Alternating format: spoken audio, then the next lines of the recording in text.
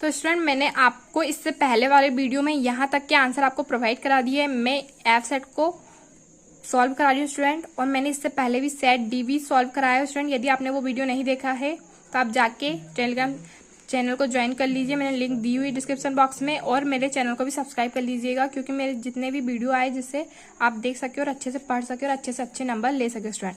तो हमारा प्रश्न नंबर 15 से रह गया। तो स्टूडेंट मैंने आपको यहाँ तक इससे पहले वाले वीडियो में पूरे के पूरे आंसर और क्वेश्चन आपको प्रोवाइड करा दिए हैं। अब हम कर रहे हैं प्रश्न नंबर 15। लेखिका अपनी नानी के व्यक्तित्व से क्यों प्रभावित थी, अथवा समाज में महिलाओं को उचित गरिमा दिलाने हेतु आप कौन कौन से प्रयास कर सकते हैं। तो इसका आंसर मैं आपको प्रोवाइड करा देती हूँ स्टूडेंट। तो स्टूडेंट इसका आंसर आप यहाँ पे देख सकते हो। आप 2 पॉइंट बस लिखोगे तो आपको पूरे नंबर मिलेंगे, क्योंकि हमें 2 नंबर का क्वेश्चन आया है। आप लिख सकते हो लेखिका अपनी नानी से निम्न कारणों से प्रभावित थी। तो लेखिका की नानी अपनी बेटी की शादी आज़ादी के सिपाही से कराना चाहती थी, जो स्वतंत्रता सेनानी हो, उसके मन में आज़ादी का जुनून हो। और दूसरा कारण था लेखिका की नानी को अपनी बेटी की शादी की फिक्र थी, वे ममतामयी माँ थी। आप चाहो तो तीसरा भी लिख सकते हो स्टूडेंट, तो आपको पूरे में से पूरे नंबर मिलेंगे। अब हमारा नेक्स्ट क्वेश्चन था अथवे का समाज में महिलाओं को उचित गरिमा दिलाने हेतु आप कौन कौन से प्रयास कर सकते हैं। तो स्टूडेंट इसका आंसर भी मैं आपको बता देती हूँ। तो स्टूडेंट इसका आंसर आपको यहाँ पे दिख रहा है। आप 2 कारणों को लिख सकते हैं। हम स्वयं नारी का सम्मान करें एवं दूसरों की भी इसके लिए प्रेरित करें। स्त्री शिक्षा को बढ़ावा देने में महत्वपूर्ण योगदान करें। यदि आप ये 2 पॉइंट लिखोगे तो आपको पूरे में पूरे नंबर मिलेंगे। अब हमारा नेक्स्ट क्वेश्चन है अलंकार के कितने भेद है, नाम सहित लिखिए। और अथवा श्रृंगार रस के कितने भेद है, उदाहरण सहित लिखिए। स्टूडेंट ये दोनों के दोनों क्वेश्चन के आंसर आपको अभी प्रोवाइड करा देती हूँ। तो स्टूडेंट आपको यहाँ पे इसका आंसर दिख रहा है अलंकार के कितने काव्य की शोभा बढ़ाने वाले तत्वों का अलंकार कहते हैं। अलंकारों के 2 प्रमुख भेद है, शब्द अलंकार, अर्थ अलंकार।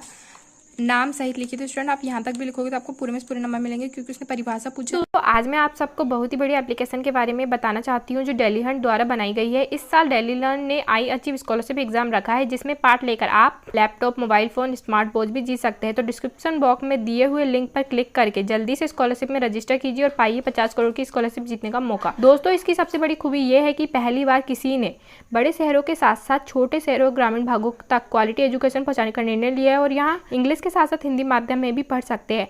डेली लर्न जल्द ही अपना ऐप भी लाने वाला है, जहां आपको live classes, study note, test series and quiz मिलेगी। तो आप वेट किसका कर रहे हैं, जाइए, लिंक डिस्क्रिप्शन में दे रखी है और इनाम जीतिए। पूछा है और कितने भेद है उतना बताना है, इसकी परिभाषा लिखने की आपको जरूरत नहीं है स्टूडेंट। अब हमारा नेक्स्ट क्वेश्चन था श्रृंगार रस के कितने भेद है, उदाहरण सहित लिखिए। तो श्रृंगार रस के उसके 2 भेद होते हैं स्टूडेंट, आपको पता ही होगा। तो स्टूडेंट श्रृंगार के 2 भेद है, संयोग और वियोग। संयोग में नायक नायिका मिलन चित्रित होता है, वियोग में बिछोड़ना, ये बृहदशा का। तो स्टूडेंट आप श्रृंगार रस राज कहलाता है, आपको यहाँ तक पूरा लिख लेना है, आपको पूरे में से पूरे नंबर मिलेंगे। अब हमारा नेक्स्ट क्वेश्चन है संधि की परिभाषा लिखते हुए गुण संधि एवं वृद्धि संधि में अंतर लिखिए, अथवा रचना के आधार पर बाकी के भेद उदाहरण सहित लिखिए। तो इसके आंसर भी मैं आपको प्रोवाइड करा देती हूँ। तो इसका आंसर स्टूडेंट आपको यहाँ पे दिख रहा है, जब दोनों आपस में मिल जाती है वहाँ संधि होती है स्टूडेंट। तो आपको यहाँ पे गुण संधि और वृद्धि संधि में अंतर लिखना है। तो आपको यहाँ तक लिख लेना है संधि के प्रकार, विसर्ग संधि तक, और फिर इसमें अंतर लिखना है स्टूडेंट। आपको पूरा ये लिख लेना है स्टूडेंट, आपको पूरे में से पूरे नंबर मिलेंगे। यदि आपके पास इसका आंसर है तो आप अपना वाला आंसर भी याद कर सकते हो। अब हमारा है नेक्स्ट क्वेश्चन रचना के आधार पर वाक्य के भेद उदाहरण सहित लिखिए। तो स्टूडेंट मैंने आपको बताया था कि रचना में कितने वर्ड है, 3। तो रचना के आधार पर 3 प्रकार के वाक्य होते हैं स्टूडेंट, जैसे कि मैंने आपको समझाया था अर्थ। तो आप हमेशा कंफ्यूज जाते हो, 8 होता है, ये 3। तो स्टूडेंट यहाँ पे आपको दिख रहा होगा स्टूडेंट इसका आंसर कि रचना के आधार वाक्य के भेद। तो रचना के आधार वाक्य 3 भेद है, क्योंकि रचना में 3 वर्ड है, सरल, मिश्रित, संयुक्त। और आपको चाहो तो इसकी परिभाषा भी लिख सकते हो स्टूडेंट, और एक उदाहरण भी लिख सकते हो। सिर्फ एक उदाहरण लिखना है स्टूडेंट, पूरे मत लिख देना, वरना आपका टाइम वेस्ट होगा और आपका पेपर भी नहीं होगा। अब हमारा प्रश्न नंबर 18वां, निम्नलिखित गद्यांशों को पढ़कर नीचे लिखे प्रश्नों को उत्तर दीजिए। तो विद्यार्थियों में अनुशासनहीनता की कथित समस्या का समाधान प्रकार से हो सकता है कि उन्हें जीवन की जिम्मेदारी का अनुभव कराया जाए, अनुशासनहीनता से होने वाली हानि एवं राष्ट्रीय क्षति से उन्हें परिचित कराया जाए, विद्यालय की जिम्मेदारियों को पूरा करने में उसे सहभागी बनाया जाए, अनुशासन, अध्ययन एवं आदर्श नागरिकता के गुणों का इनमें विकास किया जाए। तो कोई कारण नहीं विद्यार्थियों में असंतोष भड़के। आज का विद्यार्थी देश की वर्तमान स्थिति एवं समस्याओं से अप्रभावित नहीं रह सकता। विद्यार्थियों को बदलती हुई परिस्थितियों से परिचित कराती है, उनमें चरित्र निर्माण के लिए उदारता, त्याग, सेवा, विनय आदि गुणों से विभाजित किया जाए। अनुशासनहीनता की समस्या का स्वतः समाधान हो जाएगा। अब है उपयुक्त गद्यांश का उपयुक्त शीर्षक लिखिए स्टूडेंट। तो इसका आंसर भी मैं आपको प्रोवाइड करा देती हूँ।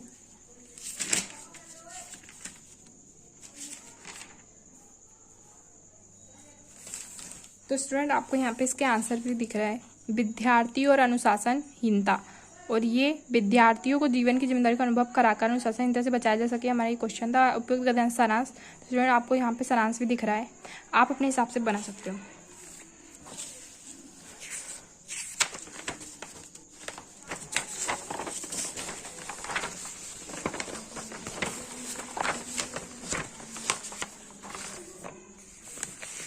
अब हमारा है विद्यालय के वार्षिक उत्सव पर एक अनुच्छेद लिखिए अथवा पिताजी से वार्षिक परीक्षा की तैयारी पर संवाद लिखिए। तो इसका आंसर, तो स्टूडेंट इसका आंसर आपको यहाँ पे दिख रहा है, आपको पूरा का पूरा आंसर लिख लेना है। हमारे विद्यालय का नाम सरस्वती विद्यालय, आपका जो होगा आप अपने हिसाब से लिख सकते हो, विद्यालय के वार्षिक उत्सव पर पूरा लिख लेना है आपको अपने स्कूल के बारे में। स्टूडेंट ये 3 नंबर का है, इसलिए आपको अच्छे से लिखना है। और इसके 8वें का जो क्वेश्चन था हमारा, तो स्टूडेंट मैं आपको बता दूं, जो संवाद होता है वो इस तरह से होता है। पिताजी से वार्षिक परीक्षा की तैयारी पर संवाद। पिताजी, पढ़ाई कैसी चल रही है? पिताजी बोलते हैं, राम एक बेटे का नाम है। अच्छी चल रही है पापा, सोमवार से वार्षिक परीक्षा प्रारंभ होने जा रही है। पिताजी, तैयारी हो गई परीक्षा की? तो राम, हाँ चल रही है। पिताजी, कितने तक अंक आ सकते हैं? तो हाँ 80% तक बन जाएंगे। स्टूडेंट आपको ये संवाद लिख देना है, छोटा सा, आप अपने हिसाब से लिख सकते हो, जैसे आप अपने पापा से बात करते हो और खुद आंसर देते हो। अब यहाँ पे प्रश्न नंबर 20वां है हमारा, निम्नलिखित काव्यांशों का संदर्भ प्रसंग सहित भावार्थ लिखिए। प्रेमी ढूंढत में फेराओ, प्रेमी न मिला कोई, प्रेमी को प्रेमी मिलई, सब विष अमृत होई। अथवा है फेली खेनों में दूर तलक, मखमल की कोमल हरियाली, लिपटी जिसमें रवि की किरणें, चांदी की सी उजली जाली। तो इसका आंसर भी मैं आपको बता देती हूँ स्टूडेंट।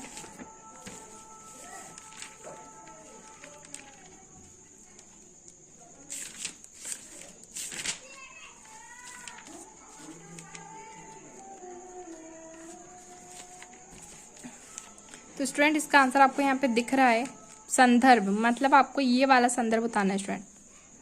उपयुक्त पद्यांश के कवि, कबीर है स्टूडेंट। आपको यदि संदर्भ लिखने नहीं आता आप डायरेक्ट लिख सकते हो कवि, और डैश करके लिख दोगे कबीर, और उनकी जो भी दोहा है तो आप लिख दोगे शीर्षक और लिख दोगे साख्या एवं शब्द। तो स्टूडेंट आपको ये जरूरत नहीं है कि उपयुक्त गद्यांश कबीर है, ये आप इसे कंफ्यूज आते हो तो आप डायरेक्ट लिख सकते हो कबीर, डैश करके कबीर, फिर शीर्षक, फिर डैश करके साख्या एवं शब्द। अब हमारा जो नेक्स्ट क्वेश्चन था 8वें का, फेली खुनों में दूर तलक। तो स्टूडेंट इसका आंसर आपको यहाँ पे दिख रहा है, संदर्भ प्रसंग सहित, आपको पूरा पूरा यहाँ तक उतार लेना है। सुमित्रा आप डाल दोगे, कवि कौन है? सुमित्रा नंदन पंत, और पद्यांश या शीर्षक आप लिख सकते हो ग्रामश्री, और प्रसंग में जिसके बारे में बताया गया आप लिख सकते हो, और भावार्थ। अब हमारा नेक्स्ट क्वेश्चन है प्रश्न नंबर 21, निम्नलिखित गद्यांशों की संदर्भ प्रसंग सहित व्याख्या लिखिए। तो दोनों दिन भर जोते जाते, ठंडे खाते अड़ते, शाम को थान पर बांध दिए जाते और रात को वहीं बालिका उन्हें 2 रोटियां खिला जाती। प्रेम के इस प्रसाद की बरकत थी, 2 गाल सूखा भूसा खाकर भी दोनों दुर्बल ना होते, मगर दोनों की आंखों में रोम रोम में विद्रोह भरा हुआ था। तो स्टूडेंट यहाँ पे आप समझ गए होंगे कौन सा अध्याय है ये। स्टूडेंट 2 बेलों की कहानी है, आप समझ गए होंगे, आप अपने हिसाब से भी लिख सकते हो, फिर भी मैं आपको इसका आंसर आपको प्रोवाइड करा देती हूँ।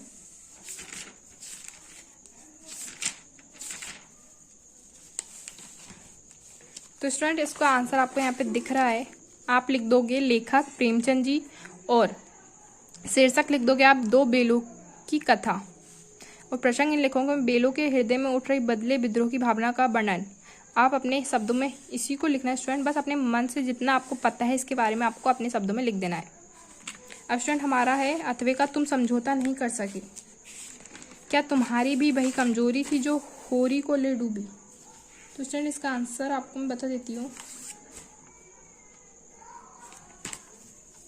तो स्टूडेंट इसका आंसर आपको यहाँ पे दिख रहा है, आप लिख दोगे लेखक हरिशंकर परसाई, और शीर्षक डाल दोगे प्रेमचंद के फटे जूते, फिर आप डाल दोगे, फिर आपको व्याख्या कर लेना है स्टूडेंट। अब हमारा प्रश्न नंबर 22वां आता है स्टूडेंट, अपने विद्यालय के प्राचार्य महोदय को 3 दिन के अवकाश हेतु एक प्रार्थना पत्र लिखिए स्टूडेंट। तो ये बहुत ही ईजी है स्टूडेंट, यदि आपको नहीं बन रहा है तो मैं इसका आंसर भी आपको प्रोवाइड करा देती हूँ। तो स्टूडेंट आपको सेम ऐसे ही लिखना है। प्रति प्राचार्य महोदय, सरस्वती विद्या मंदिर, देवास, मध्य प्रदेश, विषय अवकाश हेतु प्रार्थना पत्र। महोदय, उपरोक्त विषय अंतर्गत निवेदन है कि मेरे घर पर अति आवश्यक काम आ जाने में मैं विद्यालय में उपस्थित नहीं हो पाऊंगा, अतः श्रीमान से निवेदन है मुझे दिनांक 15 से 16 तक 2 दिन का अवकाश। तो स्टूडेंट हमें कितने दिन का है? 3 दिन का। तो आप क्या करोगे? डेट को बढ़ा लोगे, 15 से 17, 3 दिन का अवकाश प्रदान करें स्टूडेंट, और आपको लिख देना है ऐसे। अब हमारा है अपने मित्र के जन्मदिन पर उसे बधाई पत्र लिखिए। यदि आपके फ्रेंड का हैप्पी बर्थडे है तो आप उसको, यदि जिस समय मोबाइल नहीं होता तो स्टूडेंट तब जो लोग रहते थे पत्र के माध्यम से अपने प्रियजनों को बधाई देते थे। यहाँ पे आपको दिख रहा होगा स्टूडेंट, नहीं दिख रहा तो मैं आपको दिखा देती हूँ। सादर बंदे, आज तुम्हारा जन्मदिन है, ये जानकर बड़ी प्रसन्नता हुई मैं अपनी और अपने परिवार की ओर से तुम्हारे मंगलमय जीवन की कामना करते हुए तुम्हें बधाई प्रेषित करता हूँ और आशा करता हूँ इस जन्मदिन को यादगार बनाने के लिए तुम अवश्य ही सेवा का कार्य करोगे। स्वस्थ रहो, मस्त रहो, दीर्घायु। इन्हीं शुभकामनाओं के साथ तुम्हारे माता पिता को मेरा चरण पर धन्यवाद। तुम्हारा प्रिय मिलिंद। अब स्टूडेंट यहाँ पे है निम्नलिखित में से किसी एक विषय पर 120 शब्दों में निम्नलिखित। तो स्टूडेंट यहाँ पे आपको 5 निबंध दिए जो कि मैंने आपको पहले भी प्रोवाइड करा दिए स्टूडेंट, इसलिए मैं आपको फिर से नहीं बताऊंगी क्योंकि मैंने पहले की वीडियो में भी सेम यही आया था स्टूडेंट, और मैंने बताया था आपको कि सेट्स हमेशा सिमिलर होते स्टूडेंट, आपने देख लिया होगा। तो स्टूडेंट आपको क्या करना है, मैंने जितने भी बच्चों को सेट डी और सेट एफ प्रोवाइड कराया है आपको दोनों के दोनों सेटों को अच्छी तरह से याद कर लेना स्टूडेंट। मैं आपको गारंटी देती हूँ आप 80 में से 80 नंबर लेके आओगे। और स्टूडेंट आप अच्छे से पढ़ाई कीजिए। आपको बेस्ट ऑफ लक आपकी परीक्षा के लिए। Thank you for watching.